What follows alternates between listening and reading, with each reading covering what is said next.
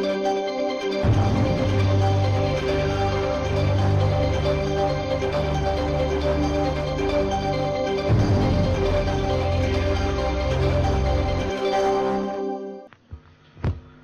Landrum Bolling has served as a senior advisor to Mercy Corps for most of the organization's history. He was for more than 3 years Mercy Corps senior representative in the Balkans, stationed in Sarajevo. Dr. Bolling now works out of the agency Washington, D.C. office as a senior advisor on matters of policy and program development.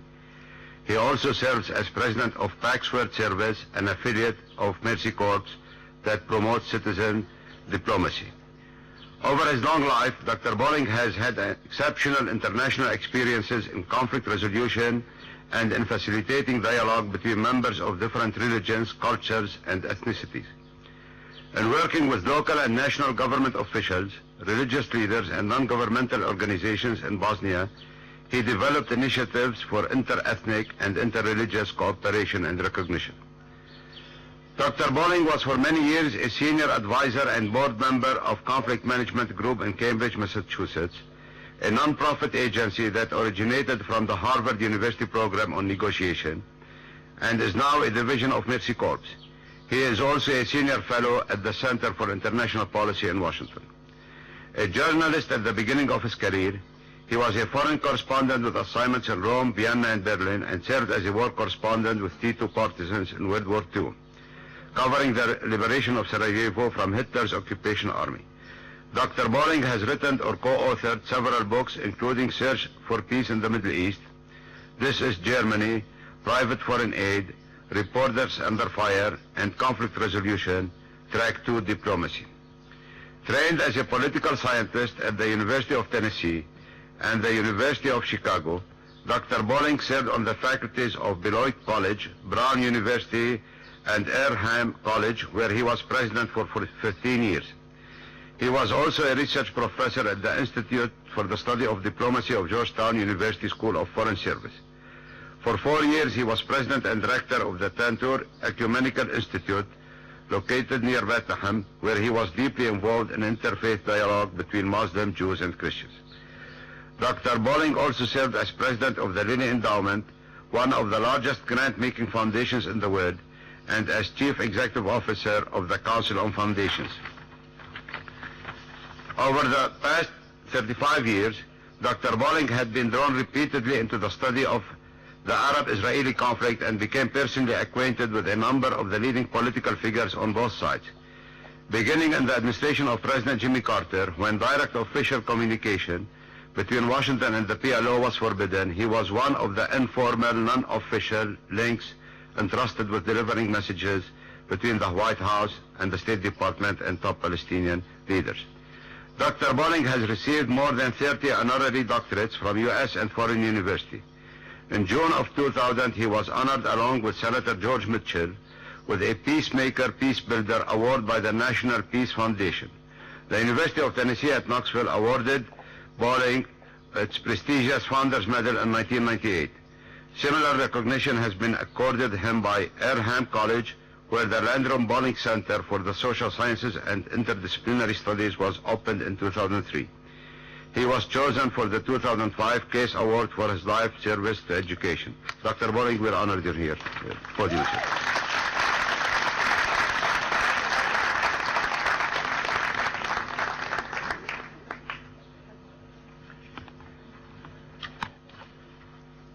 Dr. Hurri, Dr. Aboud, honored members of the Board of Trustees, alumni, graduates, graduating seniors, friends. It's a very great honor and privilege and pleasure for me to be here today. This is not my first visit to this campus. I have looked out from this hilltop on the gleaming city of Beirut and off to the Mediterranean many times. And I've been always impressed by this institution and what it stands for. When I first became acquainted with Brumanna about 40 years ago, I was told that it had the most illustrious alumni association of any institution in the Middle East. And now, whether this was just a rumor or not, but what institution would not be happy to have such a rumor? In any case, I do congratulate you on the kind of people you've turned out, and the list of awards made today is most impressive, I must say, and various things about the record of what you are doing in the educational program, your emphasis upon intercultural affairs, your service motive. These are things that must be greatly appreciated and honored, and I'm very pleased to be here with you. I suppose it's illegal to have an event like this without some speaker giving advice to the departing seniors. And from what I've heard about your achievements, you don't need any of that advice. In any case, I don't want to fall down on the obligation, and I have a few words of advice to give you, much of which you've already heard, I'm sure, before. And my remarks I want to separate into two parts. One, I want to talk about things that need to be done for survival and sanity in a crazy world. And then I want to lead into some comments about what we do to build a better world. The things that I would say to all of us about how we maintain our sanity and how we survive and how we are able to become effective in whatever we do, these things have to be borne in mind. One is never give up hope. In the long struggle of black people in America to get equal rights, which is a terrible, difficult, long story, in the closing years of their effort, when they finally seemed to have won out, one of their leaders tended to say over and over again, keep hope alive. We will overcome. And they did. They did keep hope alive, and they did overcome. And this applies to all of us, even in the darkest hours of international conflict. A second bit of advice I think that we need to keep in mind with regard to sanity and survival is not to get stuck in what I call the blame game. One of the natural human tendencies from our childhood on, when things go wrong, is to say, well, he's to blame, she's to blame, he shouldn't have done this to me. Or sometimes we flagellate ourselves by saying, oh, I've been terrible, it's a terrible thing, I never should have done that. One of my friends, a psychiatrist out in California, has a way of approaching this. He says that in order to really grow up, to be a mature person, we have to give up all hope of a better past. Remember, give up all hope of a better past. You can't reinvent the past. You can't change what happened. Not even God himself can change what has happened. But we have to learn from mistakes, and we have to be willing to let go and move on. There is another comment for survival and sanity that I think we have to bear in mind, and that is that we have to be understanding and accepting and forgiving of others who may disagree with us. And this is not always easy, but it is something that we must do if we're to function effectively in a world of disagreements, differences of opinion, and conflict. But I want to move on from these self-help advices to talk about what it needs to be done to build a really better world.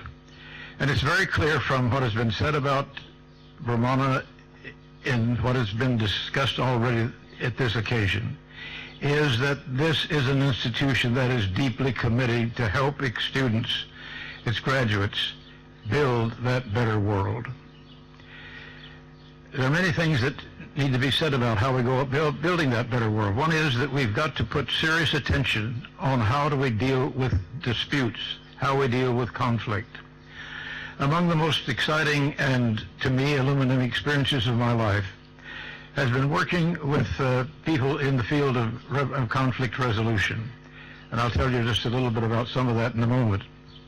But I think that in order to deal with this question most effectively, it's not to give you generalities and philosophy, but to tell you something about individuals that I know who have given their life to accomplishing these things that contribute to the building of a better world. In a little triangle of a park on Massachusetts Avenue in Washington, just opposite the Indian Embassy, there is a statue in bronze to Mahatma Gandhi. There he is in the permanent bronze, this little figure in his simple garment, his sandals, and on the base of this monument is just this brief statement from Gandhi's own writing: "My life is my message." The people who most influence us are those whose lives carry the message. They don't have to spell it out. Among the people whose lives have expressed to me the best that we ought to be learning about, people who have been the mentors to me, people I wish you all knew. I want to talk about some of them. I don't have time enough possibly to go down the list, but I'd like to just indicate some of them out of different fields. Not a surprise to you, some of them come out of the academic world. Some of them are teachers. One of these that I admire most of all is Professor Roger Fisher of the Harvard Law School, who wrote a little book some years ago with the help of his students called Getting to Yes. Roger Fisher was a very successful lawyer. He was a successful diplomat. He came back to Harvard, his alumnus of the university, of the college, and of the law school. And he devoted himself then to facing up to an issue that I'm sure many lawyers deal with. He came to feel that confrontational litigation is not the best way to settle a lot of the disputes in life, though that was in the way he had been trained. He came to feel that the most important thing in dealing with conflict is to search for common interest. He said in every dispute people have positions. They know what they want. They're making demands. But back of the demands, back of the positions, there are interests. Find out what the interests are and help people on both sides see where their interests may overlap. One of the challenges to people who work in the field of conflict resolution is to keep alive the idea that it's possible to get a win-win solution, not a zero game in which one person wins and the other person totally loses. We've got to do a lot more studying and learning about conflict resolution. It's becoming now a very popular field of study in the universities and here in high schools too. Keep that kind of program going. There's another kind of academic support there that I would speak of, and that is that the idea of developing a broad-scale program of international studies that spreads out across the whole broad area. The symbol of this for me is Father Theodore Hesburgh, the longtime president of the University of Notre Dame. He's been one of my friends for more than 40 years. As the college president, the university president, Father Hesburgh used to go about the country urging his colleagues in the academic world, take seriously the need to study the issues of war and peace. Look into the whole broad question of the relationships of religions, of cultures, of ethnic groups. This is something we're neglecting. We've got to get serious about this. Well, eventually money came forward for this program to be developed at the University of Notre Dame, and they have now a special school within the university dealing with this whole broad question of international peace. And that idea is spreading across the world. One of the things that they've undertaken to do there is to bring people from different parts of the world where there are conflicts.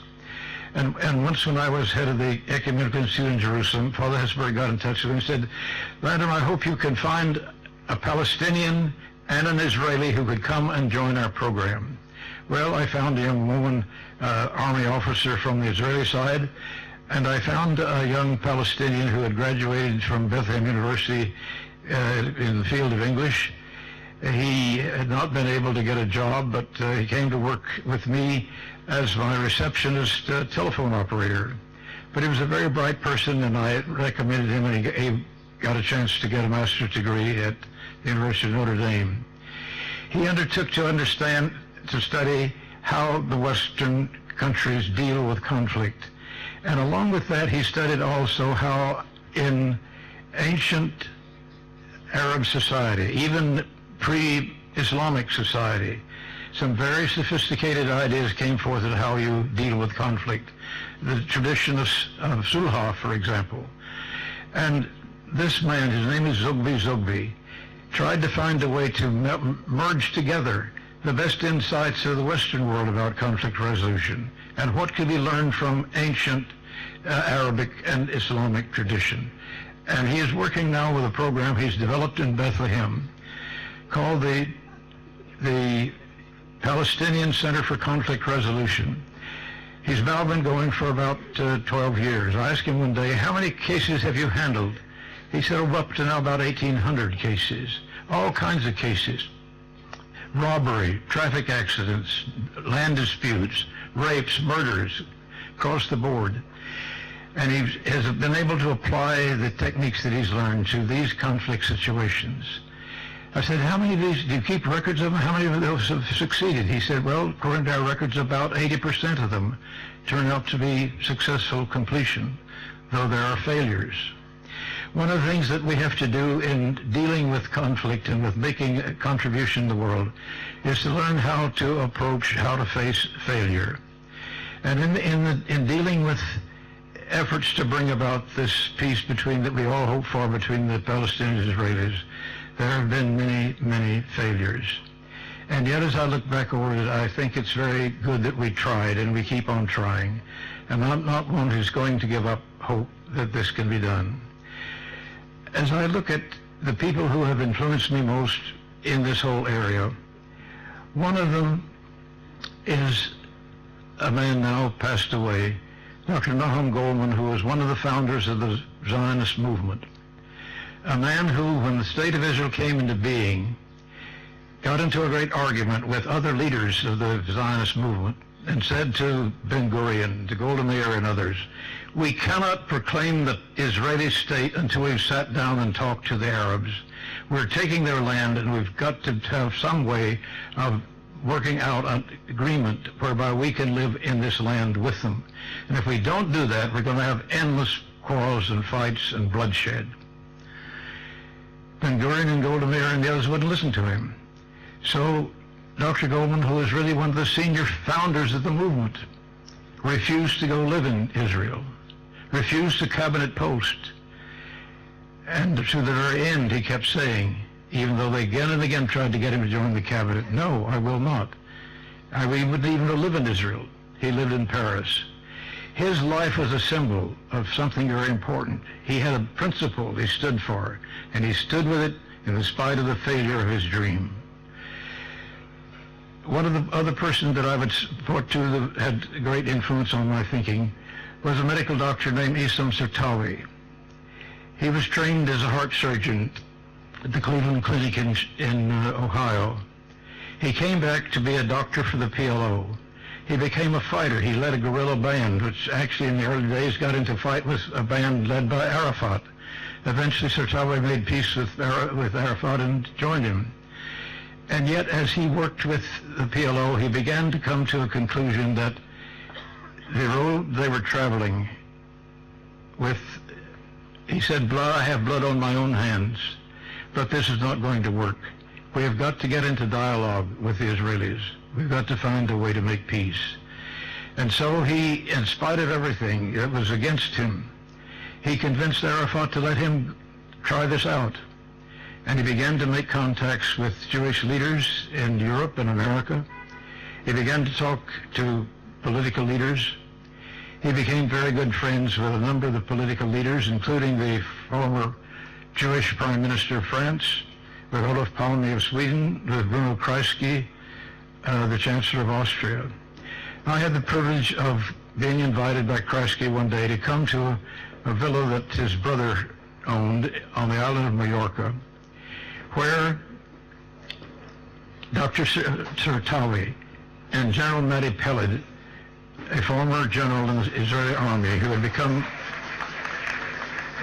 a peacemaker, these men came together to talk about how to make peace, and they were remarkable in the agreement they reached. I have a feeling about war because I've seen it up close in World War II, in the battles in around Sarajevo, in the Balkans, in Kosovo, in Algeria. Again and again I've been exposed close up to this, and it is madness. It is absolute madness. Two of the leading military men in modern history, General Douglas MacArthur and President Eisenhower, at the end of their careers, said much the same message to the world. They both said, the instruments of war have now been made so devastatingly dreadful, so great the possibility of destroying the human race. Wars must be ended. If the military men can say that, the rest of us must say it, and we've got to work at that task. And of all the things that you do, the one that I leave with you as the most important one, work constantly to put an end to war.